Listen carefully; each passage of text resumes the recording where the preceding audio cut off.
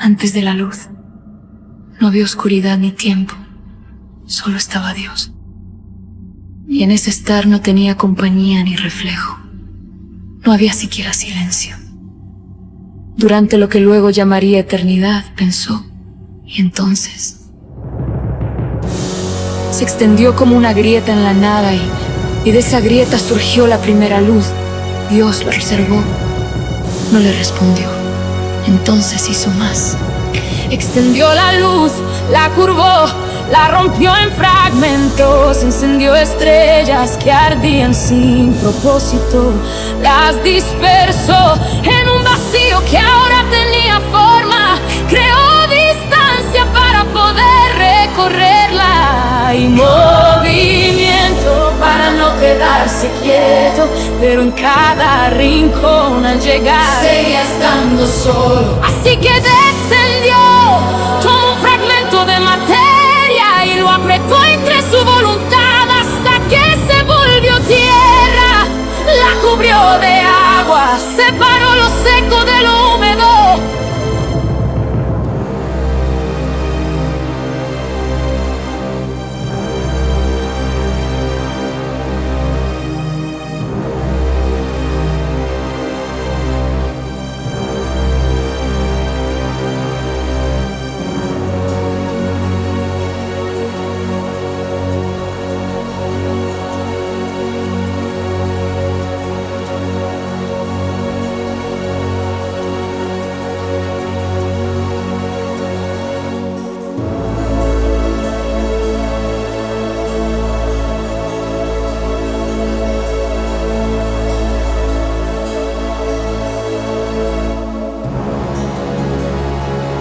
Hizo crecer cosas que no pensaban, les dio forma, ciclo e instinto.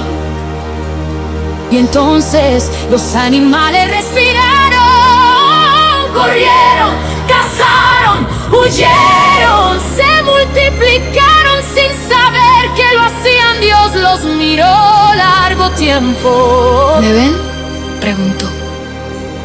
Pero no había respuesta. Entonces comprendió que había hecho vida, pero no compañía. Se acercó a la tierra y hundió las manos en ella, la moldeó con cuidado. Cuando terminó, el cuerpo yacía inmóvil. Dios dudó por primera vez, luego se inclinó y sopló. El hombre abrió los ojos. Durante un instante se miraron y en ese instante Dios cercanía, algo por primera vez. El hombre caminó, tocó, aprendió a nombrar lo que veía, habló por muchas noches con Dios.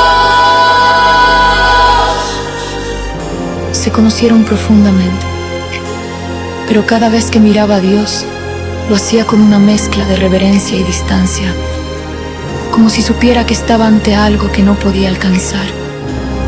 Y Dios entendió que tampoco esta vez sería suficiente.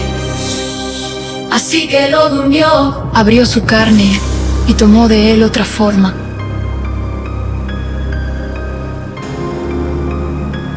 Cuando la mujer despertó, miró al hombre y sonrió.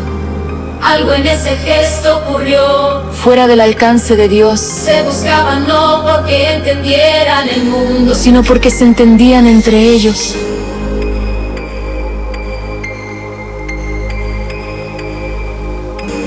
Y por primera vez, Dios no estuvo en el centro de lo que había creado. No supo nombrar lo que sintió. Así que plantó un árbol y de su propia voluntad formó otra criatura. La serpiente abrió los ojos sin inocencia. ¿Para qué existo?, preguntó. Para decir lo que ellos no se atreven a pensar, respondió Dios. Y la dejó en el jardín.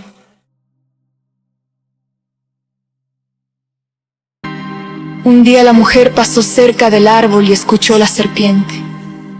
Comprendió antes de tocar el fruto, supo que había algo más allá de lo que se les permitía. Supo también el precio. Sostuvo el fruto en la mano, buscó a Dios que no se mostró, y entonces la comió. Y se dio cuenta de lo que había hecho, así que buscó al hombre. Lo he perdido todo.